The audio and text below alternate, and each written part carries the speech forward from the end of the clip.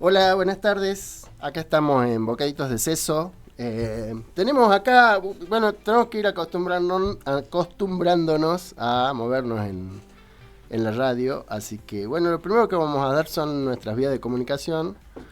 Tenemos teléfonos fijos 425-5497, 425-8723, 425-5534. El WhatsApp 387-5347-022. Y las redes sociales. Todas son @Radio Unza, tanto Facebook como Twitter, como Instagram o Twitch. Bueno, el otro día en la parte de la editorial habíamos comenzado hablando de la historia de la inteligencia artificial, sobre todo la parte de redes neuronales, ¿no? Hay una parte... bueno, en realidad hay muchas técnicas de aprendizaje automático y en particular uno está más centrado en lo que son redes neuronales. Eh, pero bueno, hay otras ramas y en algún momento vamos a tratar de hablar de todas. Habíamos quedado en que en 1986, bueno, ya habíamos hecho la historia desde que nació el modelo de neurona de McCulloch y Pitts, pasando por Hebb, que había dicho, bueno, la plasticidad neuronal se puede plasmar en este modelo modificando las ponderaciones. Bueno, son cuestiones un poco técnicas, pero Hebb básicamente lo que decía es, estas neuronas las podemos alimentar y modificar para que aprendan algo. Luego vino Perceptron, que ya tenía su forma, o sea, si bien Hebb había dicho que se podía hacer, pero no daba ninguna pista de cómo hacerlo de manera eficiente, hasta que apareció Rumelhart con su modelo Perceptron. Y luego las cosas se fueron diluyendo por tras de aquel libro que les comenté, Perceptron, de Marvin Minsky y Seymour Popper. Bueno, durante un tiempo estuvo bastante apagada la inteligencia artificial porque se habían creado muchas expectativas y la verdad que los resultados no eran muy buenos, ¿no? No eran muy prometedores. A mediados de la década del 80 se crea un grupo que se llamaba PDP, por Parallel Distributed Processing, o algo así, como se diga en inglés. Básicamente, procesamiento distribuido paralelo. Ahí había dos personas, dos de nuevo psicólogos. Fíjense cómo perdón, en Estados Unidos la psicología se ve más desde un punto de vista experimental. Si bien hay análisis, la clásica psicología terapéutica que conocemos acá, pero hay mucha psicología que se dedica a experimentos, ¿no? Experimentos psicofísicos. Entonces tienen otra formación estos psicólogos, no es que son psicólogos al estilo freudiano, lacaniano que vemos acá a menudo. Entonces esta gente se juntó, en particular dos personas, una que se llamaba Rumelhart y otro que se llama McClellan, que todavía está vivo. Rumelhart lamentablemente ya falleció, y formaron este grupo PDP. Bueno, surgieron muchas cosas ahí, ¿no? Ustedes saben que el otro día les comentaba que el año pasado dieron Nobel de Física a dos personas muy involucradas con inteligencia artificial, como son Hopfield y Hinton, Geoffrey Hinton. Hoy vamos a hablar de Hinton, lo vamos a nombrar un poquito.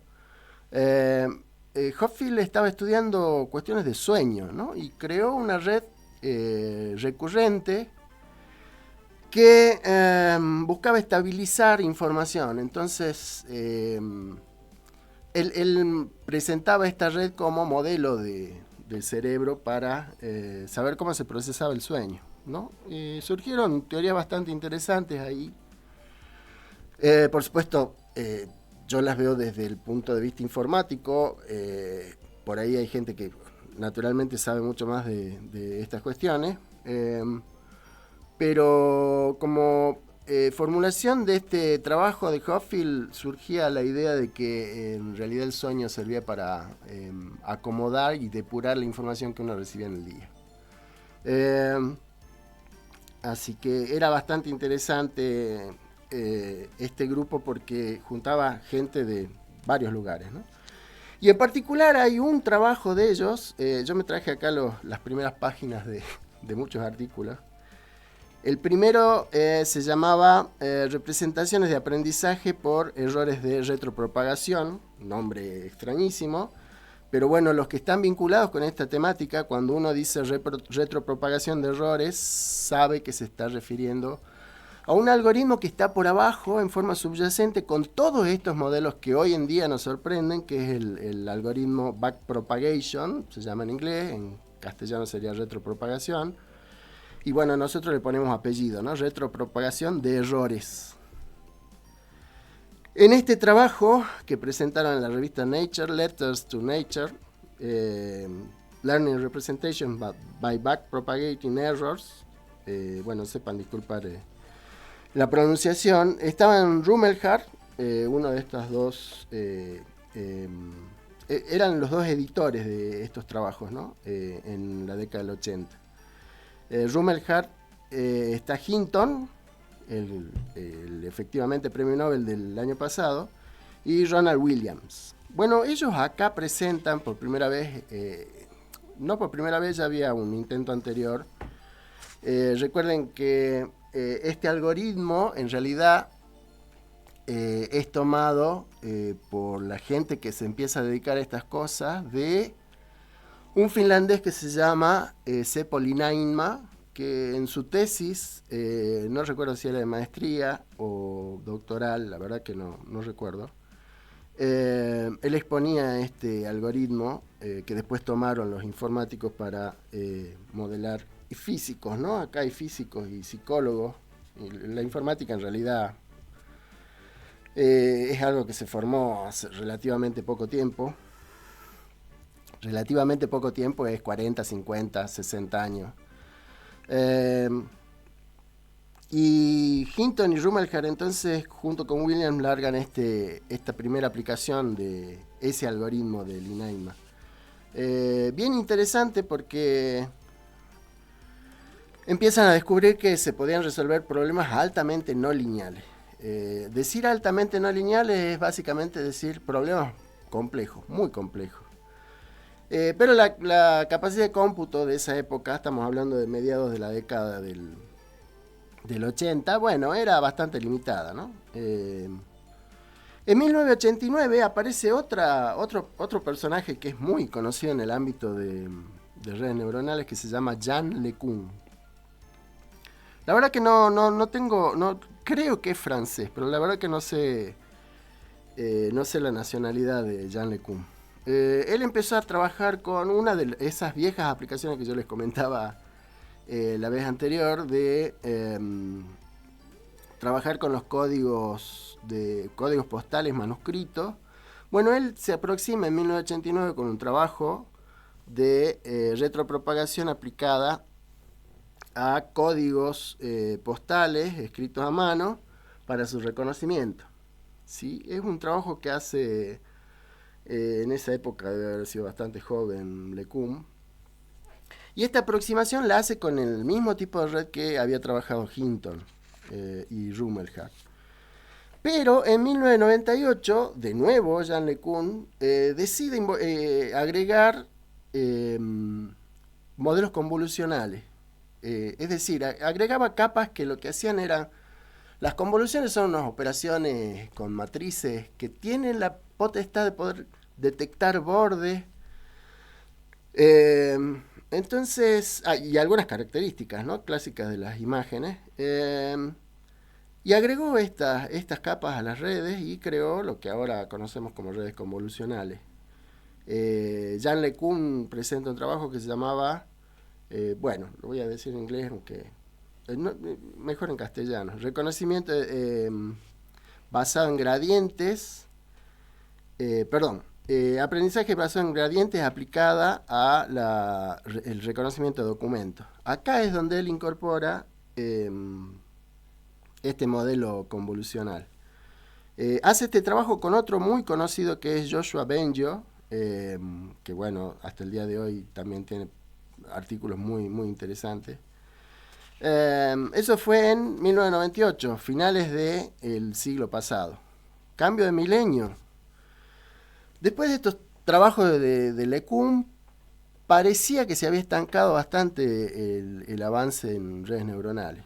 Había trabajos, pero ya no se notaba un avance eh, significativo, ¿no? Era como que se hubieran estancado en, bueno, che, las redes convolucionales funcionan bien y hasta acá llegamos. Una de las ventajas de las redes convolucionales es que podían trabajar con matrices de imágenes más grandes, ¿no? Porque las primeras, las que se trabajaban con el algoritmo de retropropagación, que ahora las llamamos capas densas o redes neuronales densas, tenían ese inconveniente. Las imágenes con las que podía tratar no debían ser de un tamaño muy grande, porque bueno, el cómputo que se realiza por detrás es muy pesado, y eso es real. Bueno, se estancó las redes se siguieron haciendo cosas, pero siempre rondando lo mismo, hasta que en un momento aparece una investigadora japonesa, de origen japonés, que se llama Fei-Fei Li, que propone uno de los problemas, de los más grandes problemas de las redes neuronales o de estos modelos de Machine Learning, es que necesitan muchos datos para ser entrenados. Y esos datos cuestan. Es lo más costoso de tratar de entrenar una red para hacer algo. Esta señora, esta investigadora, decide juntar un grupo de gente y armar un gran banco de datos. Y en ese banco de datos empezó a recopilar imágenes y esas imágenes estaban etiquetadas, ¿no? Es decir, había un montón de gente que colaboraba con este banco de imágenes colocando etiquetas a las imágenes. Es decir, por ejemplo, tengo una imagen que tiene un bolso, un sombrero y un saco. Bueno, esos datos se los pasaban en estas imágenes para tener noción de cuál era el contenido de las imágenes. Y mucha de esta información fue recopilada a través de algunos mecanismos, ¿no? Porque nosotros siempre pensamos que Facebook era gratis. Bueno, y generalmente estas redes sociales sirven efectivamente para levantar un montón de información. No sé si les habrá parecido, pero en algún momento hay un mecanismo que se llama CAPTCHA, que en realidad es un test de Turing, ¿no? Para distinguir entre humanos y máquinas. Eso es lo que quiere decir CAPTCHA. Y en estos CAPTCHA uno tiene que, al principio era dar un número, o se pasaba un código borroneado o con algún ruido, y uno daba esa información. Bueno, ahí estábamos recogiendo datos, ¿no? Supervisados. Después aparecieron imágenes donde se preguntaba si había o no algún elemento en particular, y después empezaron a aparecer imágenes partidas, y en esas imágenes partidas nos pedían que señalemos las porciones de esa imagen que tenían, por ejemplo, la que siempre recuerdo yo es autos o señales de tránsito, ¿no? Semáforo. Es decir, fíjense que ahí estaban recopilando información, y esto bajo la excusa, que no es excusa porque es una necesidad real, de saber que atrás del teclado o atrás de un cierto requerimiento había un humano solicitando información. Perdón. Bueno, esto llevó a que Fei-Fei Li pudiera recopilar muchísimos datos y tiene un banco que hasta el día de hoy se utiliza, que se llama ImageNet. Y lanzó un concurso por tras de esa recopilación de imágenes para ver quién tenía mejores respuestas en la identificación y detección de objetos en imágenes. Porque lo que los movilizaba era poder describir una imagen con palabras. Ese era el leitmotiv de este programa de investigación. Y bueno, perdón porque estoy medio engripado. En 2012 aparece un grupo que primero aparece el genio que está detrás de la creación de GPT, que es lo que a todos nos volvió locos hace un par de años, que se llama Ilya Sutskever. De nuevo aparece Geoffrey Hinton. Si nos ponemos a pensar, Geoffrey Hinton estuvo en muchos de los artículos fundamentales de esta rama de la informática. Y Alex Krizhevsky, que en realidad él era el que planteó este trabajo, tanto es así que la red se llama AlexNet. Ellos sacan un artículo que se llama Clasificación de ImageNet con redes neuronales convolucionales profundas. Y la aparición de la palabra profunda, si bien ya estaba rondando, pero acá tomaba sentido, porque como estas redes eran muy difíciles de operar, por la cantidad de información que tenía que manejar, bueno, se utilizaba, básicamente una red es una capa de entrada y varias capas de neuronas ocultas, una o varias, y una capa de salida. En estas redes profundas se empezaron a utilizar cada vez más capas ocultas, lo que antes era muy difícil de mantener por la capacidad de cómputo y de memoria que tenían las máquinas. Pero acá Sutskever y Krizhevsky se avivan para usar procesadoras gráficas que en general se usaban para juegos, que tenían una ventaja y era que eran muy rápidas para trabajar con matrices. Y las redes neuronales están llenas de matrices de números, al igual que en las imágenes, ¿no? Una imagen de la que nosotros vemos transmitida por YouTube o por algún medio, ya casi cualquiera, ¿no? Porque casi todos son digitales. Una imagen que nosotros vemos en el celular o en una pantalla de un monitor o un televisor, son matrices de puntos que tienen distintos valores. Bueno, Sutskever y Krizhevsky se avivan y arman una matriz con, creo que eran 4 GPU. La verdad que no tengo acá no tengo en la memoria el número exacto. Para trabajar en paralelo. No recuerdo si eran 4 u 8 GPU. Por supuesto, ellos programaron la interfaz para poder trabajar con esta GPU en paralelo, porque era algo que a nadie se le había ocurrido, y si a alguien se le había ocurrido no había sacado ningún artículo, al menos no conocido. Y ellos por tras de esto logran una mejora enorme, porque antes tenían más o menos un 70% de acierto en cuanto a las descripciones de imágenes, y ellos logran un 85%, un 15%, un salto enorme en informática. Y ahí surge nuevamente este interés por redes neuronales, porque ahora se podía detectar, si bien ya había trabajos más chicos en los que uno podía detectar rostros. Hay un algoritmo famoso, conocido, de Viola Jones, que se utilizaba justamente para hacer detección de rostros, no reconocimiento de rostros, que son dos cosas distintas, sino en una imagen decir, che, acá hay un rostro humano o no. Y por tras de este trabajo de Krizhevsky, Sutskever y Hinton, se puede ahora reconocer objetos en una imagen de manera mucho más fidedigna, ¿no? Con mucha más confianza. Bueno, eso, insisto, hizo que de nuevo mucha gente se acercara porque ya tenía utilidades prácticas reales, ¿no? siempre tuvo, pero bastante pequeñas. Estas eran ya cosas más generales, ¿no?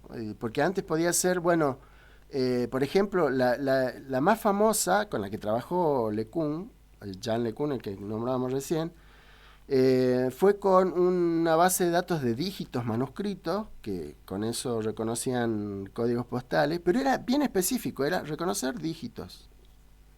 En este caso, ya se empezaron a reconocer bolsos, celulares, lapiceras, objetos en general. Y eso fue bastante interesante. Bueno, hubo algunas mejoras respecto a estos algoritmos que sacaron Krzyzewski y Suskever con Hinton. Se volvieron redes cada vez más profundas, redes de cientos de capas ocultas, que volviendo a la década de 1980 eran imposibles de imaginar siquiera en aquella época, y ahora sí se podían trabajar, ¿no? Bueno, y hasta nuestros días. Todo esto pasó entre 2002 y 2015, esta cuestión de las imágenes. Naturalmente, una vez que vieron que se podían describir imágenes, alguien le plantea a Fei-Fei Li si no se podía hacer al revés, ¿no? Y ahora, yo describir una imagen y que esa imagen se genere. Eso fue revolucionario también. Nacieron las redes generativas, que las usamos muchísimo hoy. Y la verdad todo explotó después de toda esa maquinaria moviéndose detrás de las redes neuronales, que de verdad había generado un entusiasmo enorme. Se hicieron un montón de cosas. Y en 2017 aparece un artículo que es clave, que se llama "Todo lo que necesitas es atención", ¿no? Un título bastante simpático, donde trabajaron muchos becarios de Google. Acá tengo Vasvani, Chasser, Parmar, Jones, Gómez, Kaiser y Polushkin. Es un artículo con 8 autores. Y este fue el artículo básico que sirvió como punto de entrada para lo que hoy conocemos como GPT, o como, en general, modelos grandes de lenguaje. Esto fue de verdad una locura. Pero la gente de Google al principio no le sacó mucho jugo. Sí, de nuevo estaba Suskever por atrás. Y Suskever decide llevárselo a Sam Altman, fundan OpenAI, que es el que actualmente administra GPT, que en principio iba a ser una organización sin fines de lucro. Bueno, pasó algo en el medio. Y Suskever tanto es así que se fue de OpenAI. Ya no está trabajando ahí. Bueno, nos vamos a el corte institucional. Es decir, de 2017 para ahora pasaron un montón de cosas y las vamos a ir descubriendo a lo largo de estos programas. Bueno, a la vuelta vamos a charlar entre nosotros para ver cómo estamos estudiando, cómo estamos trabajando, estudiantes y docentes con inteligencia artificial, a ver si descubrimos algo interesante.